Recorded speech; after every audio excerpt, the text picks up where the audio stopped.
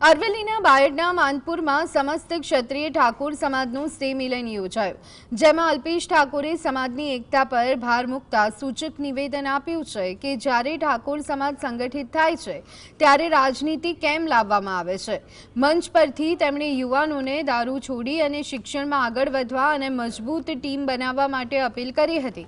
આગામી 27 તારીખે ગાંધીનગર સંમેલન માટે આમંત્રણ આપવા યોજાયેલા આ કાર્યક્રમમાં દેવસિંહ ચૌહાણ, રાજેન્દ્ર ઠાકોર અને રાજેન્દ્ર ચાવડા સહિતના આગેવાનો હાજર રહ્યા, જ્યારે ધારાસભ્ય ધવલસિંહ ઝાલાએ પણ સમાજને એક થવા માટે હાકલ કરી હતી।